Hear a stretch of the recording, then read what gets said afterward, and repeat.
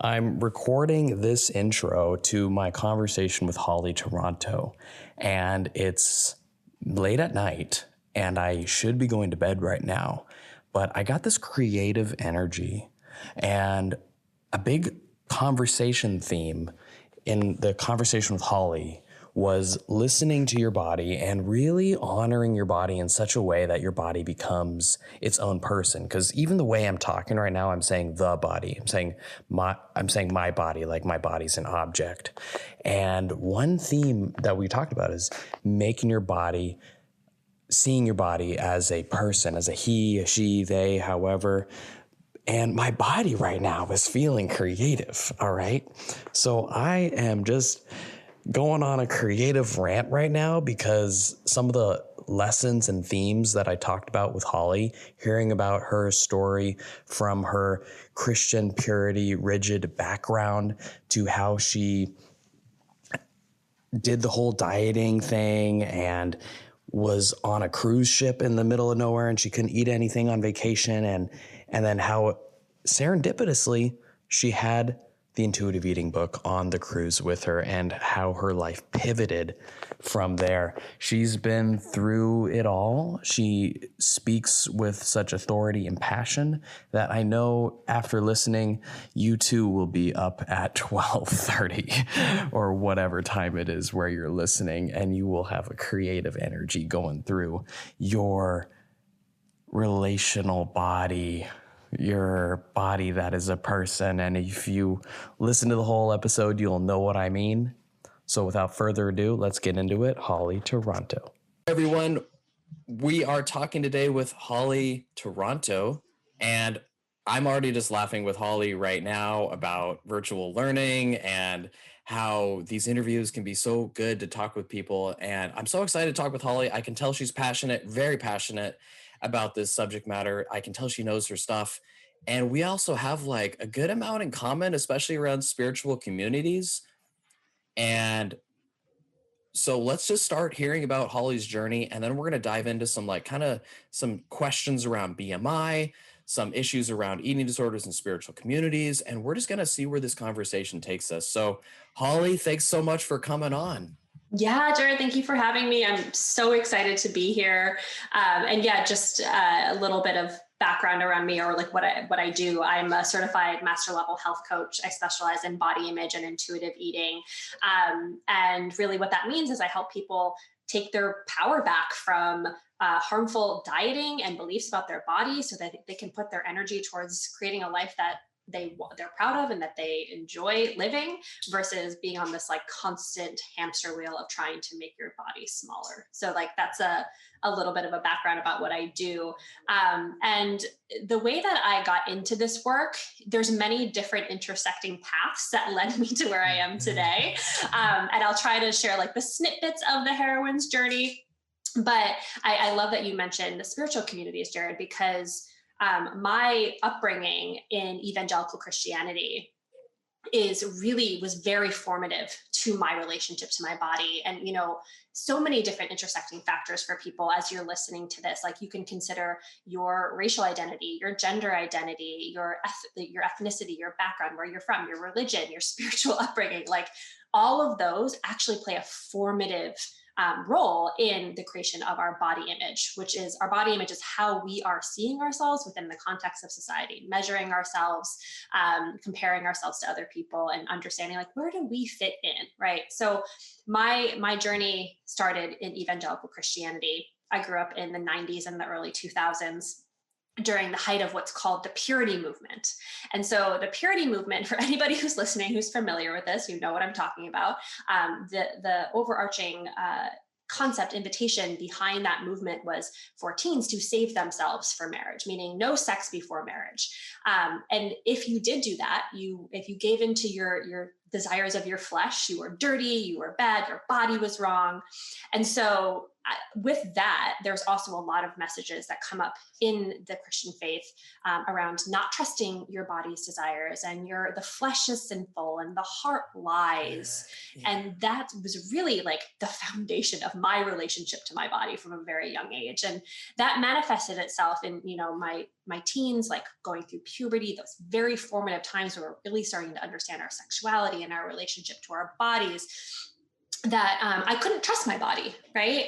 And that manifested as like a really disordered relationship with food, and really just a complicated relationship with my body, where I actually genuinely hated her. I hated my body as a teenager, as I'm sure many kids can relate to. Yeah. Many people can relate to. So fast forward, moving to New York City when I was around 18 years old, I pursued a career in the fashion industry, which obviously very image-centric industry. And I started to unconsciously and consciously deconstruct from evangelicalism, and sort of separated myself from that, and seeing like, hey, like, I'm not really sure that that's my truth. I'm not really sure that like those, like, I identify as someone who's very spiritual, but this sort of dogmatic way of acting out my spirituality wasn't really in alignment with me. And so I started to move away from my faith, but like that underpinning of purity really stuck with me. And I saw that manifest probably in my late 20s, after having struggled with female adult acne for most of my life. I got to a point where I wanted to take a more holistic approach to my health and explore the quote unquote clean foods movement and the pure foods movement, and like cutting out all of these foods from my diet. And I was working with a naturopathic doctor to uncover if there was anything that, any sort of food that was like impacting my skin, right? And so we went on, I won't name the diet, but like it's the standard anti-inflammatory diet that like, that's very popular these days. And I was supposed to go on it for about 6 weeks. And then there was supposed to be a plan back for integration. So I was going to cut out these foods, see if anything triggers acne. It was never meant to be permanent. Well, that 6 weeks came and went, and there was no plan for integration. And I ended up staying on this diet for probably about a year and a half. And in that time, a few things happened. One being my skin did not clear up. So my skin did not get better on this diet. But what did happen was that I lost a lot of weight. And I got a lot of praise and a lot of accolades from people in my life for being able to do that, for being able to lose weight, do the thing that women and people in general are supposed to do. And there's this moral superiority that comes with it, right? Which for someone having grown up in my background, like that was like, oh yes, I've done the good thing. And I did it in this way that was like, oh, it's the clean foods movement. So it seemed like it was like, oh, I'm doing something good for my body. Yet something really insidious was happening under the surface, and that I had honestly a very disordered relationship with food. So I was socially isolating. I was constantly stressed and anxious around food. It was manifesting itself in my health, and that I was also losing my hair. I had kind of gone towards veganism, and I had started to lose my hair, and my hormones were getting a little bit wacky, and I had digestive issues, and I became a health coach because of that. So, and my dog is barking right now. I apologize for that. I mentioned to Jared earlier that my dog is out of sorts today. But yeah, so I became a health coach because of that diet, because so many people were like, oh, how did you do that thing? How did you lose all that weight and quote unquote get healthy? Can you help me? And so I got my certification, and I built my business off of that. But again, all of this stuff was happening that I really wasn't acknowledging. And the biggest turning point happened for me when I was on a trip with my husband. We were in Alaska on a cruise. And anybody who's ever been on a cruise knows you eat, right? You have access to food 24 hours a day. It's delicious food. There's so much that I had previously deemed off limits and I hadn't allowed myself to eat was like suddenly in front of me. And I found myself every single day just like panicking, and I had stomach aches, not from like the food, but from like how anxious I was feeling. And I actually said to my husband, like, here we are in this beautiful, beautiful, one of the most beautiful places in the world. And I'm saying to him, I will never go on a trip like this ever again. Oh man. And the only reason for that was because I felt like I couldn't control the food, right? It was genuinely because of that. And like, if I were to eat that food and I were to let myself really enjoy that vacation, then I would put on weight. And when I came back and people saw that I put on weight, I would lose all of the praise, all the accolades, the business that I had created. And so as synergy would have it, I brought one book with me on that trip. It's the same book that's sitting behind you right now, the intuitive eating book. Yeah. I love it. I No don't way. know. Yeah. I don't know who told me about it. I don't know how I found out about it, but I was like, oh, this is like, I was obsessed with reading about health and wellness. And I was like, oh, this book sounds interesting. I'll read about it. Like I'll bring it on my trip with me. And it was exactly the book that I needed on that trip. And I was reading it and I saw myself so clearly in it.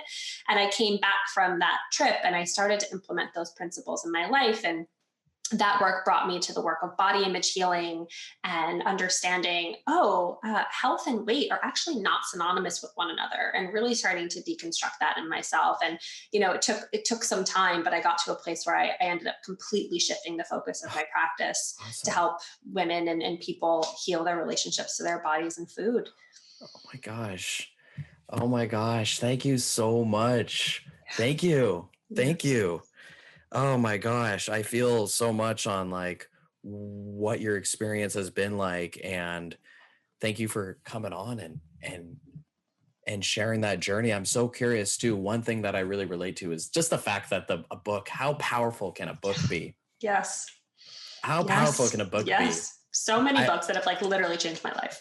And they can be in serendipitous ways too. It's strange how we begin this journey. It does feel very serendipitous. I remember reading a book on mindfulness and that got me into the Zen monastery and changed my life, but I don't remember how I got the book. Isn't it interesting? It's weird.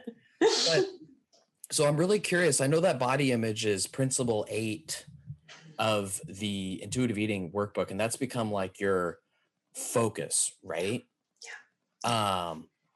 And you said something very interesting in the beginning, that body image was kind of how we see ourselves in society. And I really liked that description. It was more than just like how your body looked, but how you belonged in society. Yeah.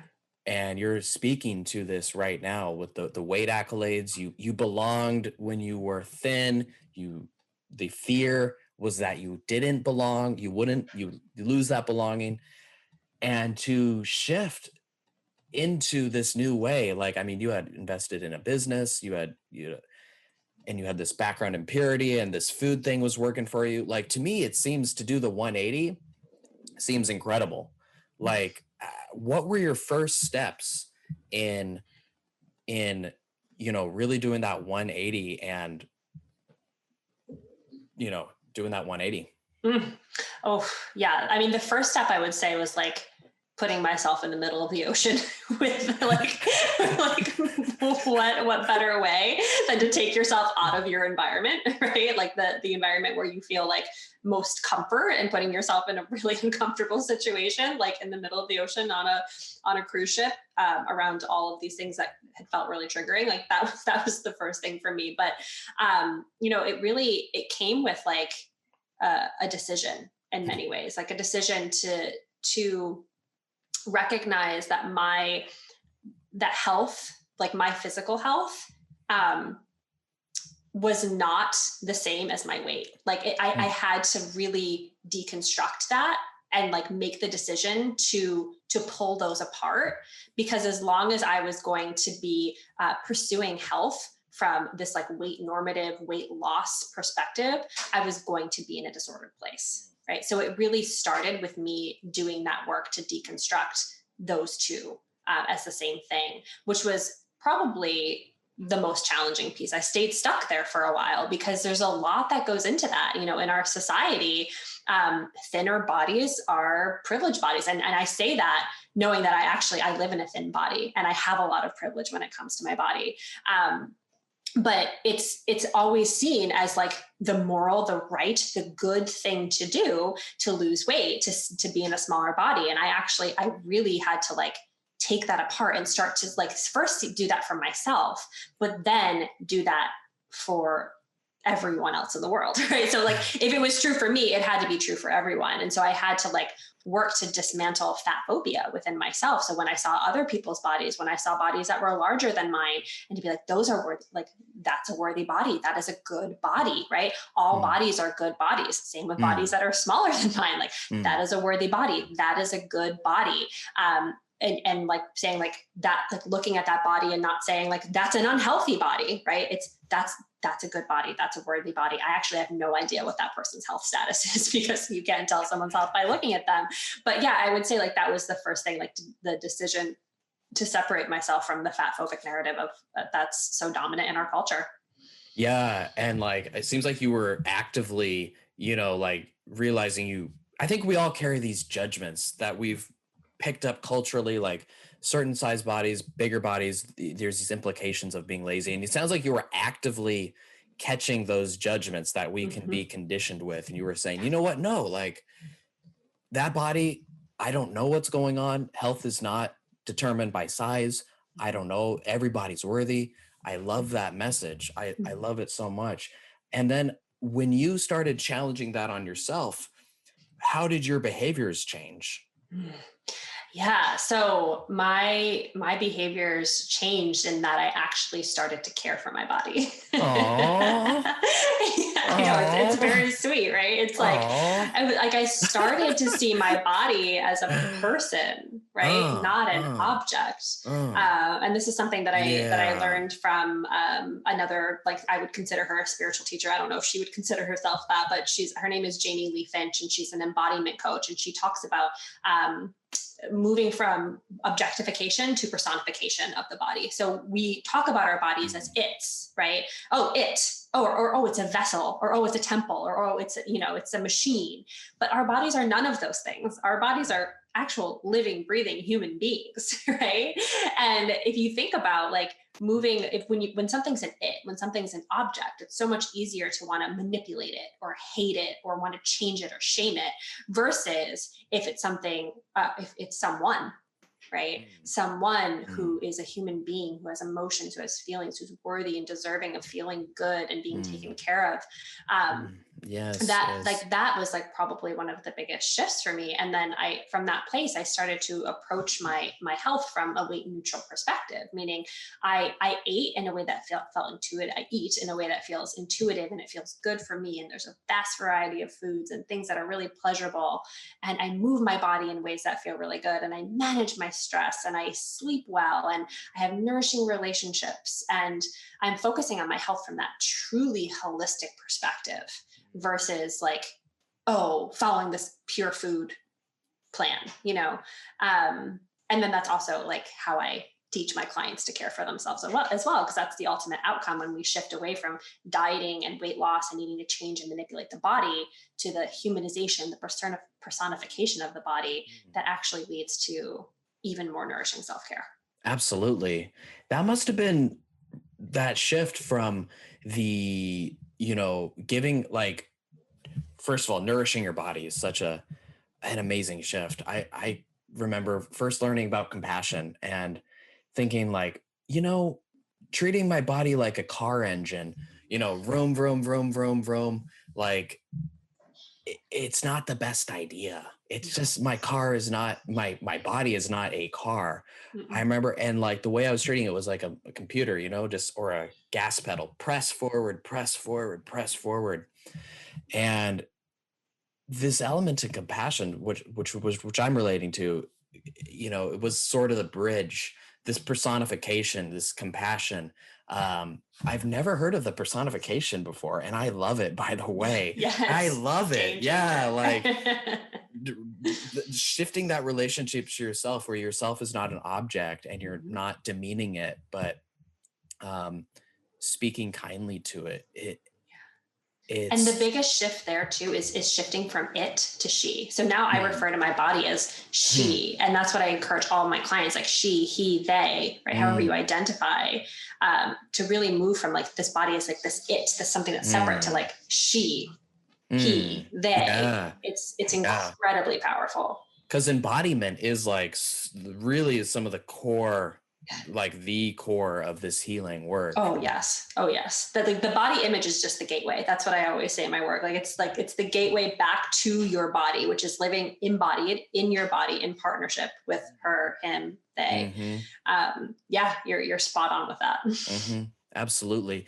And I imagine when you listen to your body, like all the stress relief is kind of easy and, or not easy, but like easy to accept, right? But when you're coming from this pure background, and sometimes people come from various backgrounds, but basically these rules, these purity rules, these food rules, this can really tie people up because everyone's on board with getting more sleep. Everyone's on board with, wellness or whatever, right? But then stress management, but then those it's types of like things. Yeah. these food rules can be so,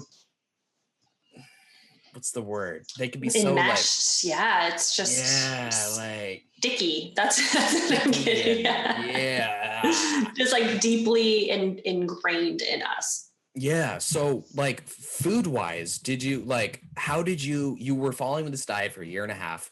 How did you start to, quote unquote, let go of food rules and really like listen to your body? And you said get a variety of food, and that's such an important thing.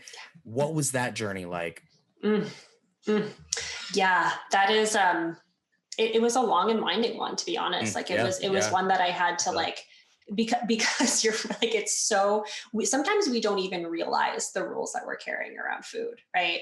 They're just totally. So like, oh my gosh, like I didn't realize that like I had that rule. Like I'm eating off of a smaller plate still, right? Because smaller plate means you eat less food. And it's like, that had become such a habit. I just grab the smaller plate and I'm like, oh, actually like, no, I can eat off of a big plate because I can trust myself to like eat as much food as my body needs and stop when I'm full. Like I don't have to worry about controlling it through the size of my plate. So like, that's just one example of something that came up for me, like years into actually doing that work, where I was like, oh my God, I have another food rule. So like, I want to preface this by saying like, it can feel really overwhelming for people, and not to expect perfection of yourself overnight, that you're going to just be like, I'm done with food rules. But the thing that was the first step for me was to stop referring to foods with labels, right? So taking away things like pure, clean, good, bad, healthy, unhealthy, right? And really shifting towards, in the same way that I look at weight as neutral, food is neutral. Like food is food. Food is neutral. All foods are neutral, right? Different foods do different things in my body, but none of these foods mean anything about me. Right? I'm still a good person, whether I eat peaches or pizza or donuts or salmon or whatever it is, right? Like I'm still good. I'm still a good person. And so really removing those labels was key for me. And then what that helped me do was to get out of the cycle of restriction, right? Because as we know, and my experience with food is like, I didn't really have like the restrict binge cycle, which I know so many people do. And some people don't actually have that. Some people can just stay in the place of restriction, and it leads you were down tortured. That path. You were tortured by restriction. Exactly. Yeah. You have so much self-control. And like, I say that not from a place of like, that's a good thing. It's just like, it's actually it's leading down the path to an eating disorder in many ways, or and like orthorexia and things like that. But so much of our relationship to food, and I know this is such a common experience with many of my clients, where they have this like, I'm going to be so good, right? I'm going to only eat healthy this week, right? Yeah. And then when it really happens on Friday night, right, they quote unquote fall off the wagon. And then it's like, oh, I was so bad. I ate so unhealthy this weekend. I'm so unhealthy. And just thinking about like what that actually does to us, right? Like to like, our relationship to our body, is that it like takes us out of trust, right? Because we're always trying to control. We're always trying to like, and then we end up in a place where we're in reaction to that control, right? So we're trying to control, and then we fall off the wagon, and then we're in reaction to it. And so, and you know this as somebody who teaches intuitive eating, moving away from like the rules and the restriction and the labels, I really had to come back to a place of unconditional permission to eat. Right. And from that place, like unconditional permission to eat, so many people feel like that's like, oh, I'm just going to eat all the quote unquote bad things, and then I'm going to like X, Y, and Z is going to happen to my body. And it's like, no, unconditional permission to eat, right, is about putting you back in the driver's seat, putting you back into like a place of like autonomy and agency in your relationship to food, where you're no longer in reaction to restriction or binging, right? You're no longer in reaction to diet culture's rules. And so you're acting from this place. You're treating your body from this place of like, agency, autonomy. Oh, like, okay, I can calm my nervous system right now. And from this place, yes. right, from this really calm place, food is neutral. Yes. I'm allowed to eat whatever I want, whenever I want it, yes. right? Nothing's good, bad, healthy, unhealthy. From this place, what would I really like right now? What would feel really good? What would taste really good? What would smell really good? What would feel really good, right? It's like one of the words that I'm always using with my clients is like sovereignty, right? Like this is you acting from a place of complete sovereignty. Trust in your body, that your body knows, that you can trust your body to tell you what she wants, what he wants, and when you've had enough. Yeah, right? Absolutely. I resonate so much with this because for me, like learning about mindfulness and people have different associations with the word mindfulness, but oftentimes, unfortunately, people think they kind of interpret it as controlling. But I think the real definition of mindfulness includes this kindness. It includes an openness, and it includes the calmness. I think the calmness is so important. And I love how you mentioned that step, like kind of precedes the unconditional, like getting to that place where, in mindfulness, they say non-judgment. And that means like a negative thought comes up, a positive thought comes up. It's all kind of the same. You notice it, you're not really reactive. It's there. It's there. We're not, the thoughts are not like, they're there. Yes. And from this calm centered place in my body where I love the personification too. I feel like that's so good. Yeah. That is so You're good. Gonna want to sit with that for a while. I know that people are gonna want to sit with it. Yeah. What does he want? What does he want? Like, okay, that food isn't bad. It's not good. It's not bad. It's not whatever. What do I want? What's going to feel good? And that open-ended question. And I love it. Oh my gosh. I love it so much. Yeah. I love it. I see how you kind of reworked it. So deconstructing these beliefs around body image, that's the heart of your practice now, that because people, they, like, I guess, like what, on your own healing journey, you could have done anything. You could have been like, hey, I'm like, what made you zero in on body image specifically? I think it's because it was such a big part of my own journey. Yeah. Like I went back and I looked at, I'm an avid journaler, and I've been journaling most days, with the exception of maybe like a couple of year break when I just wasn't really tuned in spiritually or connected to myself, since I was like 12 years old.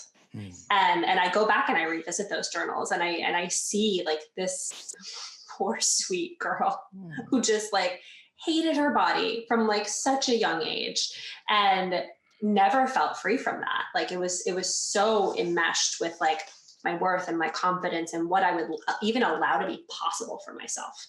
Right. So like so much of like my happiness, my joy, like what I wanted for myself was riding on me having this like perfect ideal body. Like, oh, on the other side of like having this ideal body, then I'll be X, Y, and Z. Right. And so missing out on like the joy and the fulfillment of like the life that was here for me now. Right. And so once I started to recognize like what a strong hold my relationship to my body had on my life and how much bearing I was giving that, and then how much on the other side, how much freedom I got to experience when I was able to like release that, right? When I was able to like know my body is good no matter what she looks like, and how that like opens up just so many possibilities in my life. It was like, oh my gosh, I have to do this with other people. What sort of like possibilities for you opened up, and what possibilities see your clients opening up as well, as they say, I am not going to judge myself on my body. I'm going to, do this. I'm going to stand up to these negative thoughts. Yeah. Oh, I want to tell some client stories, and then I can share one of mine as well. But one of my clients, she had grown up in the musical theater world. So acting, singing, dancing, all of that. She went to school for it. And after college, she was like, okay, this is my career. I'm going to do this, right? I'm going to like be on Broadway. And she had so many, and I don't hesitate to use this word, traumatic experiences auditioning in how people would talk about her directly to her about her body, and what that did to her self-esteem and what that did to her ability to actually like pursue this as a career. She ended up leaving, right? It became like so messy for her. And she entered the personal training world, and she was, doing like, it's kind of like a standard shift for many people. I did that too. What the hell? It happens a lot. It happens a lot. And she ended up putting herself back into an audition space within the fitness world. So she was auditioning for a fitness company that shall remain nameless, even though I want to call them out really bad. But they told her that her body needed to be as aspirational as possible in order to get the role. And so she took that charge, and she went on to really extreme diets. Of course, I will not mention those diets either. And she lost a ton of weight. And she showed up to the audition, and it was like, nope, you still don't get the job. And she said like, it was almost like instantly, like that week that she found out she didn't get the role, it was like all the effects of the diet hit, right? As we know, her metabolism broke, right? Like she gained back on all of the weight and then some. She lost half her hair. She lost her Jesus period, Christ. right? Like all of that happened in like 1 week. Damn. And that's when she was like, okay, I gotta do something about this. And then she found me, and we had to work together to like pull all of that apart and really process what had happened to her, and like come back to this sense of like deep, unconditional, inherent self-worth, while also like healing her relationship to food, weight restoring. She ended up, getting her period back, her hair grew back. But the most beautiful outcome for her was like, we still actually work together to this day because there's so much work to do. And we've done a lot more like spiritual coaching and life coaching beyond the body image stuff at this point, because once she felt like she'd gotten to like a really beautiful place in her relationship to her body, she was like, oh, I actually want to go back to acting. Like, that is the deepest passion of my heart. Like, I love scene study. I love like dialogue in a scene. And I love being in front of somebody and working up their energy. Like, she loved that part of it. And she had given that up because of all of the messy body image stuff. And so she decided that she was going to go back and start taking acting classes again, but from a place of like, this is for me. This is for my self-expression. This is for me to like, be the fullest expression of myself in this lifetime.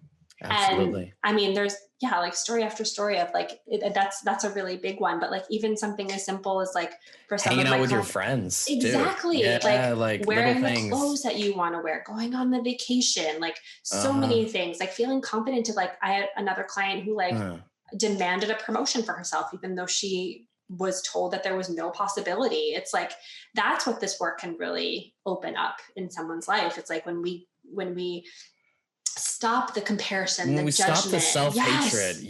When we stop the self-hatred, when we stand up to the self-hatred, the self-hatred, the shame, all that stickiness, and it's sticky. It's very sticky, but I think there's always like, I mean, coming back to spirituality, we'll come back to spirituality and spiritual communities, but coming back to the real spirituality in this is like, deep down, I feel like we are able to recognize like, hey, I wouldn't talk to someone that way that I'm talking to myself. Yes. I wouldn't hold myself to that high of standard. Like we all have an ability to be aware and to see how we are treating ourselves and to say, hey, like that doesn't feel right. And I think 99% of us have that ability, and it's there. It's there. And the inner light, right? The inner kernel that's always there. It's always there. Yeah, we just have to access it. Yeah, and I love the personification coming back to that. I know. So good.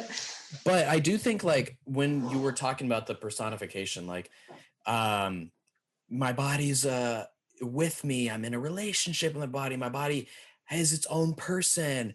And like I could imagine like someone in like a yoga class, or maybe they're doing a meditation class or whatever, or they're whatever. And then I can imagine saying like, as much as they believe that on one hand, like, okay, I can't have any gluten, I can't have any too many carbs or whatever, Mm-hmm. so I feel like there can be a divorce Mm-hmm. between the personification, the body, and then like these food rules.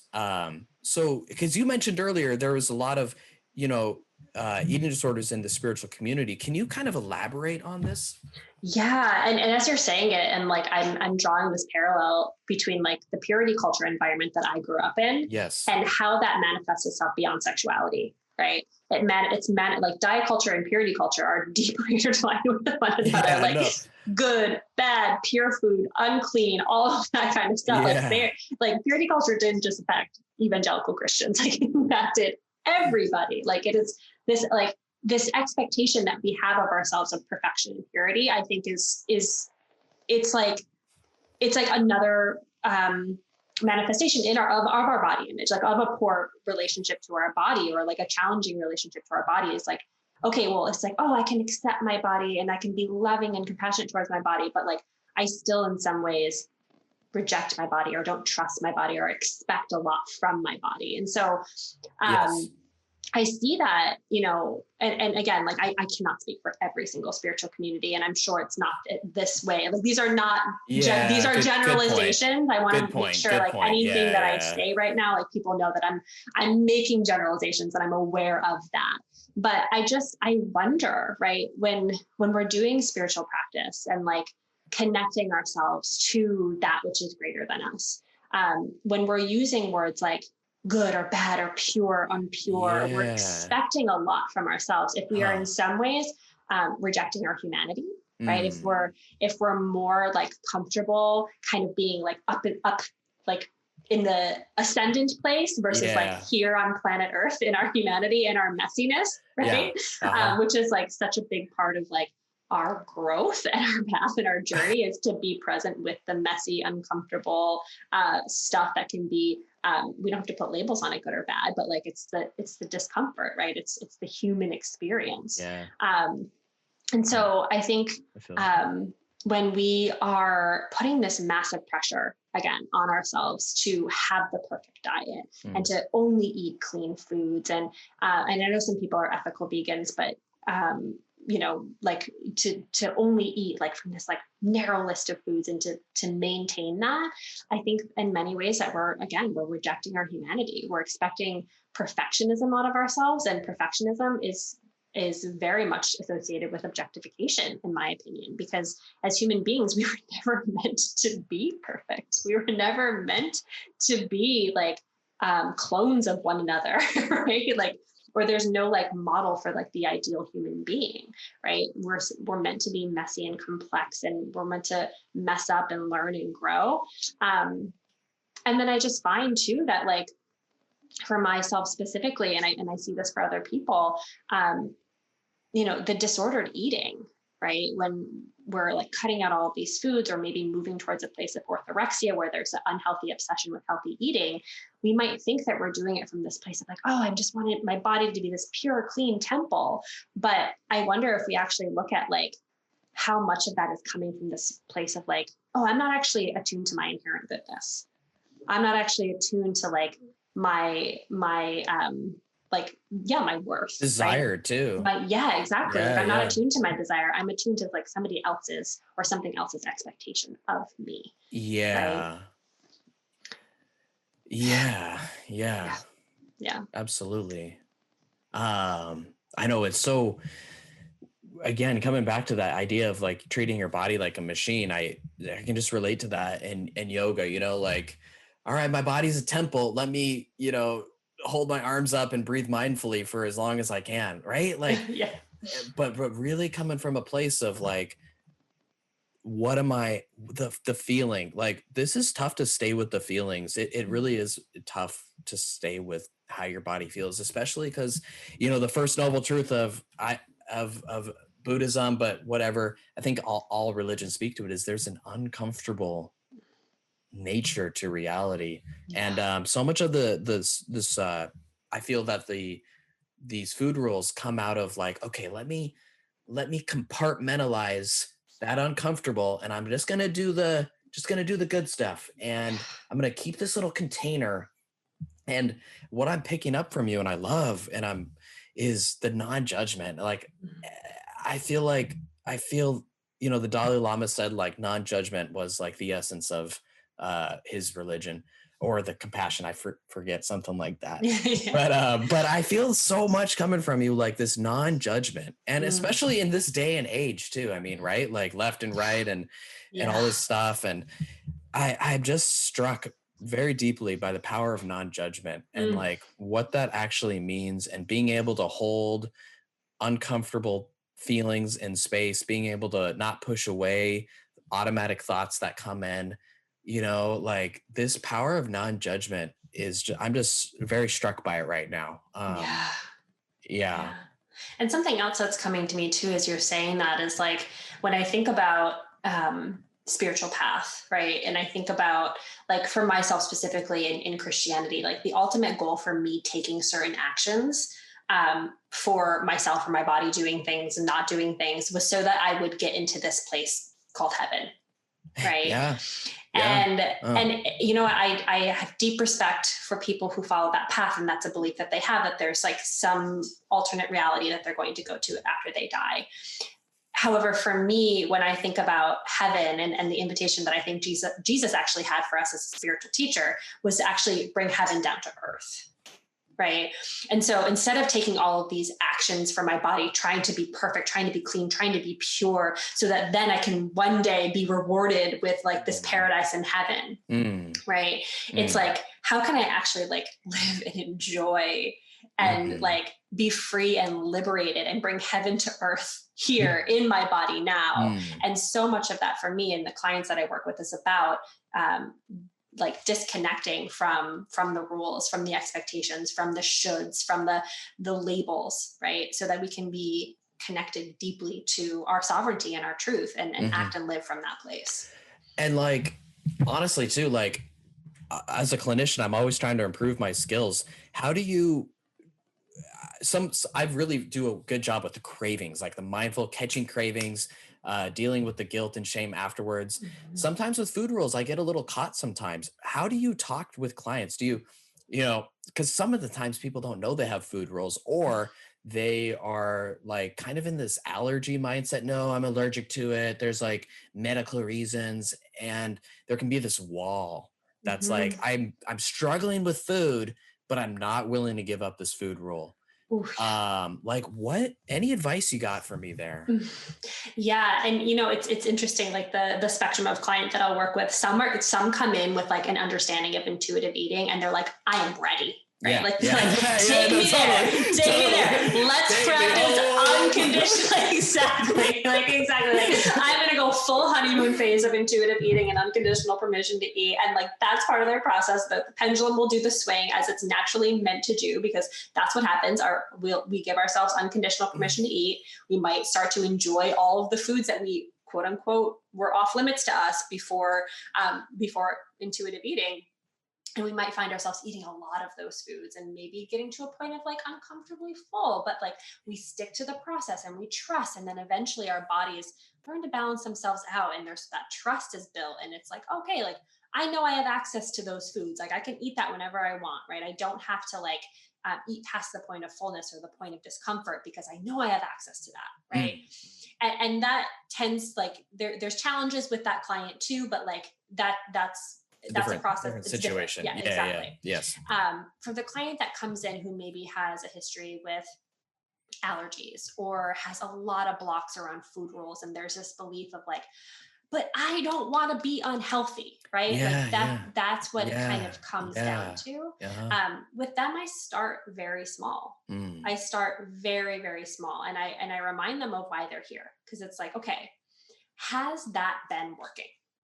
Right? Has the rules, has the fear, has the restrictions up until this point, has that been working? Right? mm. And they're like, no. I'm like, okay, great. Yeah. Because otherwise I should probably like give you your money back. Like, why are you working with me? Like, if it was working, you wouldn't have said yes to working with me. Right. Yeah. And so from that place, I'll start very, very small with them. So it's like, okay, I had one client who had experienced an autoimmune condition where it was now in remission, and she had, kind of gone like a very, very extreme route and had cut out a lot of foods. And she was ready to come back to like, okay, eating more intuitively. And so we started with one food. We're like, okay, we're going to bring cheese back in. Like we're going to allow you to have unconditional permission to eat cheese. And so she did for like a week. She was like, okay, I can eat cheese. I can eat cheese. I can eat cheese. And she like was eating cheese. And then within a week, she was like, okay, I did it. Okay. I like cheese. I definitely don't need it with every meal. I definitely am going to like, I'm definitely going to say that I'm allowed to have it, but I don't need to eat it all the time. Great. Okay. Cheese. Great. Okay. Next, grains, right? We're going to bring some grains back in. We're going to practice with that. And again, there's stuff that will come up for people inevitably around like the good or the bad, but like I'll generally start very small with them. Like, what are you willing? Where are you willing to stretch yourself? Where are you willing? Yeah. What's a safe food? And exactly. a little scary. When, let's say, I guess it would be important as well to say like if someone loses control, I could see like, I fully understand the process. If someone loses control, I could see like the house of cards falling down. Like I gave myself unconditional permission to eat, like this cheese, and then I ate way too much of it and went out of control. This just isn't for me. Like, you know what I mean? Like, I need the rules. I got to have that sense of control, right? Got to have that sense of control, right? And paradoxically, like losing control, it's in reaction to control. Yeah. But like, how any words on how you prevent the house of cards from falling down when someone is starting the unconditional eating journey? They pick a safe food, they give themselves permission to eat, and then it didn't go perfectly. They overeat. Like, how do you set expectations, and then how do you manage that whole process? Yeah, I want to answer that question. One more quick thing I want to say about just before I lose it, because I think it's important for the client who's fearing unhealth from this process, right, is to actually reframe that as the way that I'm treating my body right now, where I'm restricting my body, where I'm not trusting my body. Can we actually consider that that's the unhealthy position, and that for me to take these measures to challenge myself a little bit, to offer myself a different foods and a variety of foods, that's actually the healthier choice for me, right? For someone who has a history of disordered eating, it's actually the healthier choice choose, right? That's so true. I want to make sure that I just name that for people too, because that can tend to be a very helpful reframe for people. Like, oh, can you imagine this is a healthier choice for you right now? Yes. So as far as the question on, like if somebody gives themselves permission, okay, like I'm going to eat cheese now. And then they go and they eat a lot of cheese, and then they feel sick and they feel uncomfortable, and they're just like, no, that's not for me. How I manage expectations, with them, and it's kind of something we touched on already, is to pre-warn them that it's part of the process. This is part of the process. This is something that, like, you might have that experience 1, 2, 3 times, right? And we're going to go into that from a place of already deciding how you're going to feel about yourself. So you're going to decide now, I'm going to enter, like, if that happens, that's good. Right. That's good. I'm going to choose compassion. I'm going to choose non-judgment. I'm going to choose to look at that with curiosity, because here's the thing with intuitive eating, and you know this, you can't fail it. Right? You can't fail it. Like, you can't fail something that's like inherently intuitively you, right? Which is something that we're coming back to, and it's going to take some trial and error and like weeding out stuff that's like not actually yours, right? That's like conditioned. But you can't fail. It's simply feedback. And so can you get really curious in that circumstance when you ate past the point of fullness and ended up being really uncomfortable? Let me get curious about that. What did I eat that day? Oh, actually, you know what? I skipped lunch that day. Oh, wow. No wonder I ate more cheese and I ate past the point of fullness. I was actually really, really hungry, and my body was in reaction to hunger. Interesting. Yes. Or did I have a really stressful day that day? And was I coming to it from a disembodied experience, and I actually wasn't present, and I wasn't paying attention? That part of it was I mindless? Was I being mindless? Was I disembodied? So much of it ends up being disembodiment. Oh yeah, it is. And it's like, okay, can I notice that and know that means nothing about me as a human being, that I'm good, I'm enough, I'm worthy just as I am. And can I then put measures in place, like, oh, next time I'll choose, like, I'll like, if I had a stressful day, I'm still allowed to eat cheese, but maybe oh, maybe I do some breathing exercises before, or, oh, is this a reminder for me that I need to make sure that I'm eating a really nourishing lunch, right? So I'm having enough food in my body so that later I'm not reacting out of starvation. Absolutely. I feel it. Yeah. Yeah. I feel it. Yeah. Those expectations are, so important to set that work, because the default is body shame, right? The Mm-hmm. default is body shame, It's my unfortunately. fault. My body's bad. I can't control myself. Yeah. Yeah. That's the Yeah, default. We have to right. like work to like really decondition that and choose something else, choose compassion, choose like, oh yeah, like I'm okay. Like I'm okay. And it's Oh my amazing gosh. how quickly things can shift when we're Yeah. able to again, like you said before, approach it from a place of non-judgment. Mm, I feel it so much. Mm-hmm. Um, let's real quick. I know you talk a lot about BMI. Let's kind of switch focus and just talk about BMI and the cultural implications of that, because I feel like that's an interesting thing that might relate into the purity culture. But then we can, yeah, well, let's talk about that. So Oh yeah. because we were talking, like we talked a month ago on the phone and we talked about BMI, and that was like an issue that came up. And I know in pretty much everywhere health is measured by BMI. I remember as a as a personal trainer, it's funny how everyone gets into personal training, Yeah, yeah, yeah. but like we have these hand measurements and we tell clients, okay, like here's your body fat and here's your BMI, and according to this chart right here, like this is where you're at, and there'd be red on like the heavier side, and total Mm-hmm. scare tech. Anyways, BMI. yeah. So We like let's myth bust the BMI, shall we? okay, yes. So first and foremost, the BMI was created by an astronomer slash mathematician, not a doctor. So let's be aware of that. Like let's consider the source. It was created never to measure an individual's health, but to measure population. Right? It was never meant for individual. It was always meant for a collective, for a population. That being said, the measurements that they took initially, how it was built, was for white male European bodies, right? They never considered women. They never considered people of color. They never considered the body diversity that exists in this world, right? It was white male European bodies. And so those three things in and of themselves is enough for me personally and many others to completely say that this is like a false measurement of health. Right. Yeah. But unfortunately, it's something that we still use today. And so here's the thing about BMI that a lot of people like know this information and it's out there in the world, but like it's not talked about, and you have to wonder why.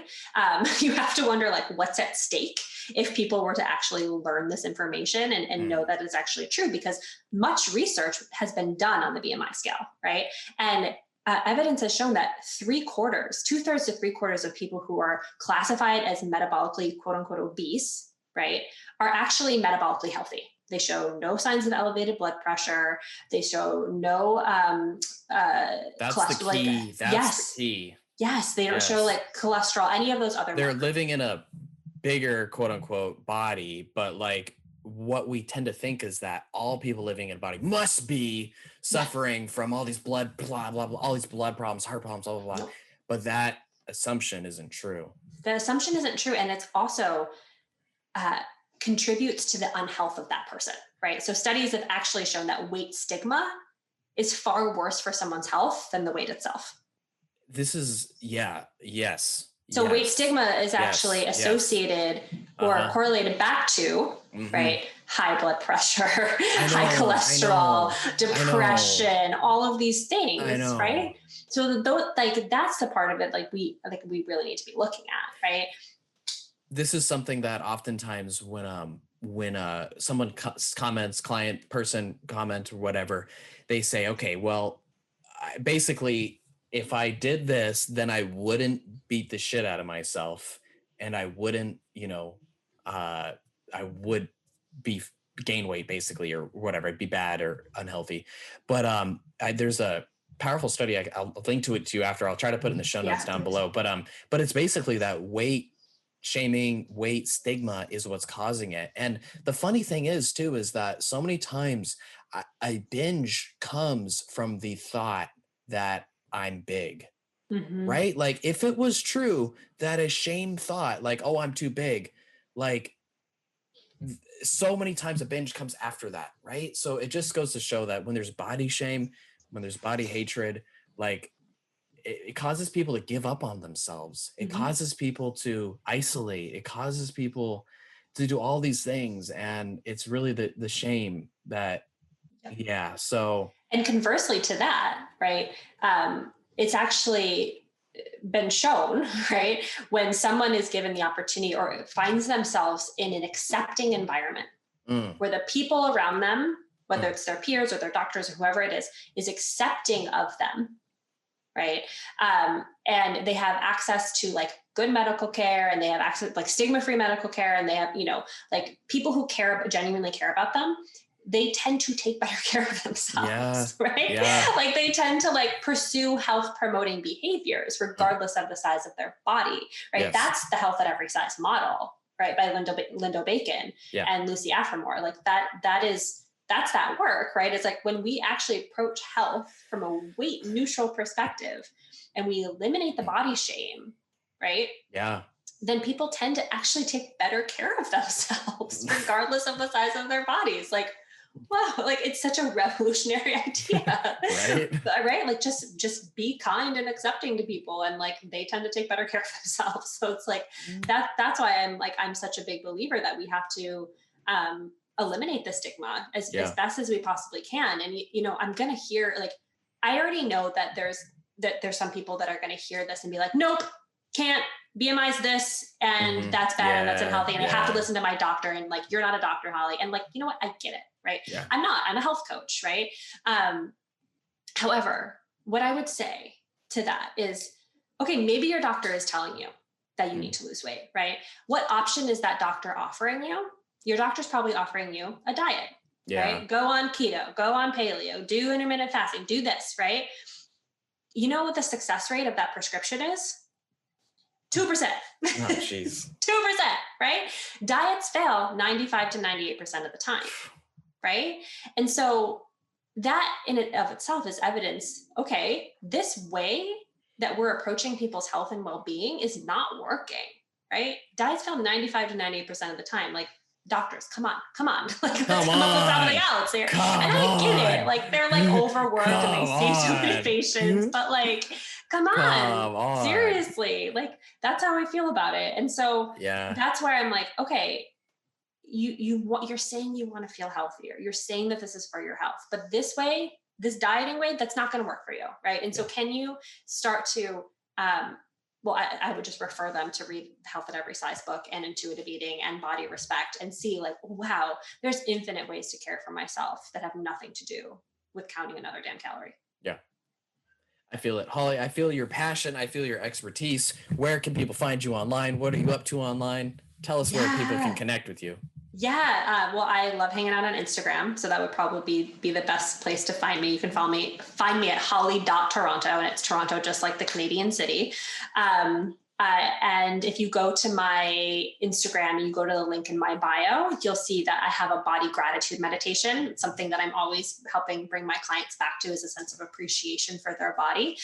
So you can download that. It's free. And that would be something like really fun way to connect and to hear more about my work, is to do that meditation. But yeah, that's where you can find me. Okay. Holly.Toronto on Instagram. I love it. Thanks so much. Let's wrap up today. And thank you so much for coming on. Thank you for having me. It's a pleasure. I really appreciate it.